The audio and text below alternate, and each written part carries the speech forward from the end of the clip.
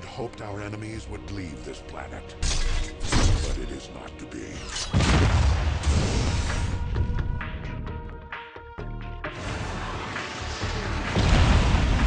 This stalemate cannot last. One side must win. And yet, the battle continues.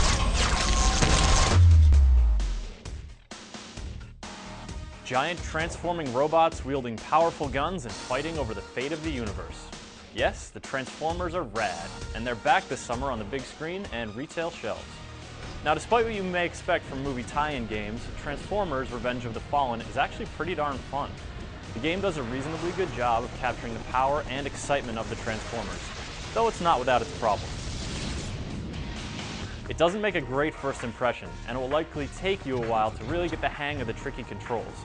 But once you get good enough to overcome most of the control awkwardness, you'll be tearing through your enemies and maneuvering around levels like the big, awesome robot that you are. The 2 sizable campaigns and many unlockables provide a solid amount of single-player content, and the online multiplayer offers an entertaining slice of Cybertronic combat. Despite its slow start and other sundry issues, Revenge of the Fallen is a fun and satisfying foray into the world of massive battle robots from space.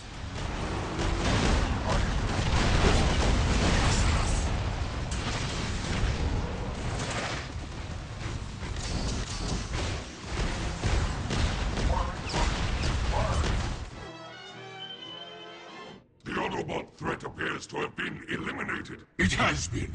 I have led our first major victory against the Autobots. Soundwave is still scanning to see if our operation was exposed, Starscream.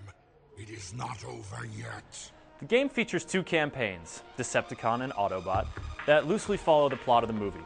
The Transformer models are faithfully represented, though the same can't really be said for the voice acting.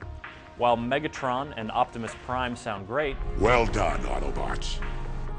others, like Starscream, are almost unintelligible. As you are terminated, Autobots, a new age begins!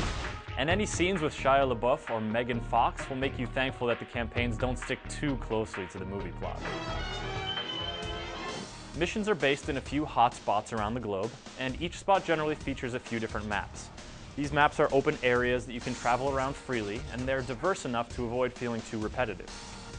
The missions themselves charge you with a small variety of tasks that tread a little closer to repetition. Depending on which side you're playing on, you'll do things like escort or kidnap humans, race through checkpoints, repair or repurpose satellite dishes, destroy or protect a landmark, all the while fighting and destroying enemy foot soldiers. There are also a few big boss battles, but overall there isn't a lot of variety.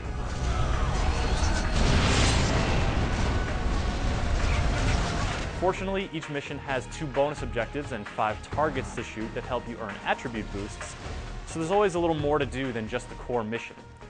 Additionally, there are overarching objectives that unlock things like vintage paint jobs and episodes of the original cartoon show, as well as medals for your performance on each level.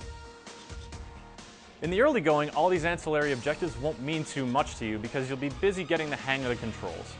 Playing as a Transformer from the third-person view, you can switch between 3 different modes: robot, weapon, and vehicle. In robot mode, you can walk, jump, and melee attack. Pulling the left trigger will raise your guns and put you into weapon mode. From here, you can strafe and fire away with your primary or secondary weapon. Each Autobot and Decepticon has a unique loadout, with weapons running the gamut from flamethrowers to sticky grenades to laser blasters to sniper rifles. Each also has a unique special ability that you can activate with the push of a button, though there are some parallels between the 2 factions. There's a Transformer of each alignment that can heal units around it, Just in time. My reserve power was almost depleted. but there's no Autobot equivalent to Megatron's deadly fusion arm cannon. That's in my way now. The unique loadouts give each Transformer specific strengths and weaknesses. While these are fun to experiment with in single player, online multiplayer is where their tactical depth really shines through. The third and final mode is both the most interesting and the most problematic. Vehicle mode transforms your character into a truck, a car, a jet, helicopter, whatever their unique vehicle form is. Transforming is as easy as pulling the right trigger, maneuvering is a bit more complicated. Whether you're going into or coming out of vehicle form, you have this kind of momentum. And directing this momentum through your transformation and predicting your exit vector is tricky to get the hang of, so you'll end up awkwardly turned around more than a few times. Pairing attacks or jumps with transformations to pull off advanced maneuvers is also tricky, but these abilities are some of the coolest things you can do in the game. In an advanced melee attack, you pop out of vehicle mode right into a nasty attack like some sort of belligerent jack-in-the-box.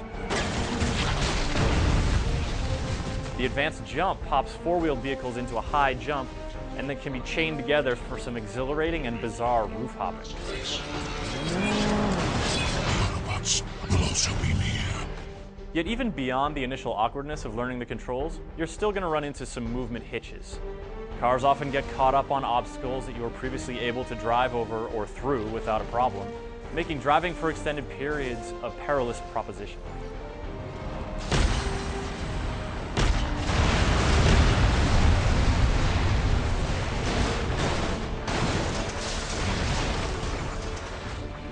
Jets have to fly slowly to be maneuverable, but a slow jet is still kind of weird. And it's also tough to get the hang of the steering and altitude adjustment controls for any flying vehicle. Freedom of movement and the ability to hover are the flyer's greatest strengths, but all too often you'll get hung up on buildings or find yourself lodged in a spot where you can't really transform. Given the sheer range of mobility options across all the Transformers, it's understandable that there would be some issues. That doesn't really make them any less bothersome. As you get more proficient with the controls, these hitches become less prevalent, and then it's a good time to give multiplayer a try. The available modes are pretty standard: deathmatch, team deathmatch, capture the flag, control points, and protect/kill the team leader.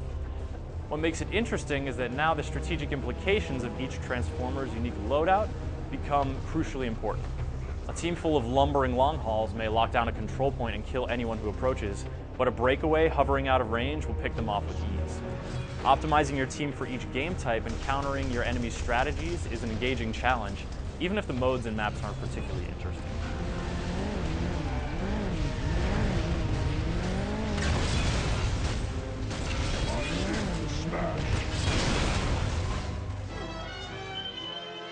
Revenge of the Fallen has some good stuff going for it, and it's a lot of fun once you've mastered the controls. Grappling your way through the initial awkwardness is kind of a drag, and some issues never really get better.